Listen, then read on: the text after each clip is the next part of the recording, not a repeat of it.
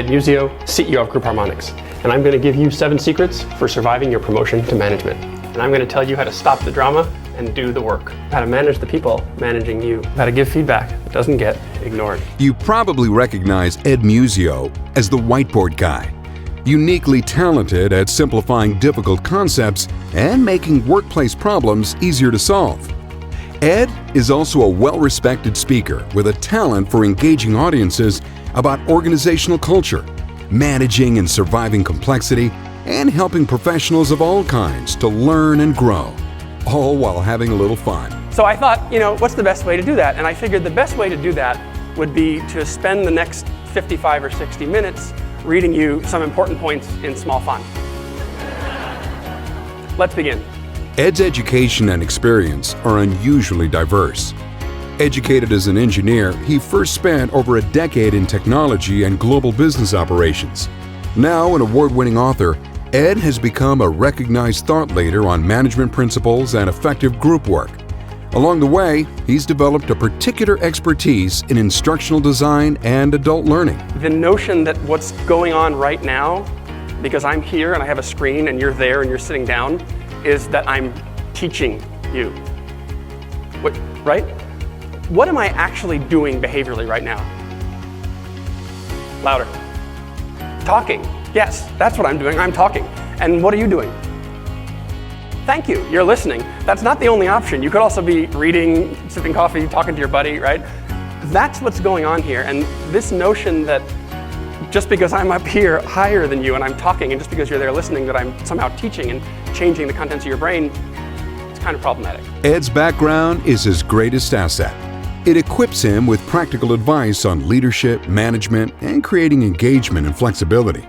And it enables him to deliver that guidance in a way that hard-charging leaders and their teams can relate to instantly. People will proudly tell you how busy they are, how much they travel, how important they are, how much they have to do, how if they don't do what they have to do, bad things will happen, right? We're good at talking about this. It's become a pattern. We know how to talk about how busy we are. I can do it too. Catch me afterwards. I'll tell you how busy I am and how important I am. I'm good at it. Ed engages groups large and small with real-world relevant ideas delivered in his own energetic, interactive style. So I could say, Elizabeth, I want you to know I know you're new to the organization, and I'm a little concerned that you might not be able to keep up with the output of your peers. So I'm going to help you. And lucky for you, I'm a hands-on manager, okay?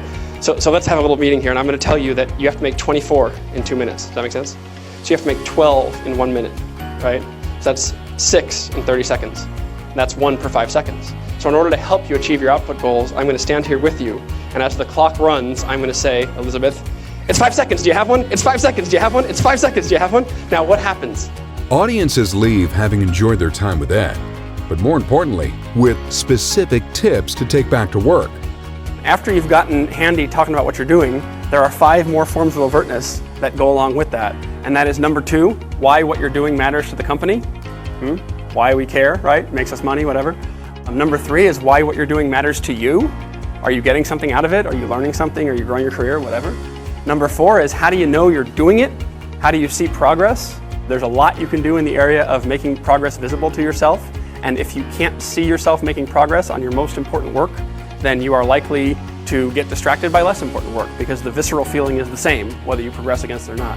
But if you can see metaphorically the pile of bricks building up as you build the wall, then you will keep building the wall because you will see yourself progressing. Number 5 is resources. That is what you need from the company to do it, right? I need more money, I need more budget, I need more manpower, whatever. And number 6 is capability, and that's basically what you need from you to do it, right? So what do you know? And what skills do you bring? All of that is what we want you talking about. Feedback is consistently positive, with appreciation expressed in the most personal terms. Stated simply, Ed talked about what matters to me. So I think a lot of the concepts that we saw apply to things that we deal with on a day-to-day basis. I'm really glad that Aptness found Ed Muzio, and we all gained a lot of appreciation for how we need to do our jobs as a team. And we're doing things differently in a few different ways. We're making sure that we collaborate effectively. If your group needs a high-energy, highly informative, highly useful speaker, someone who will entertain in the moment and leave an impact after your event has ended, book Ed Muzio today. And your executives, managers, and knowledge workers will start taking action tomorrow. I can't hear much up here. It kind of like just, you know, but over the crowd floated one thing. Next time I would get another partner. I'm not making that up. I really heard it.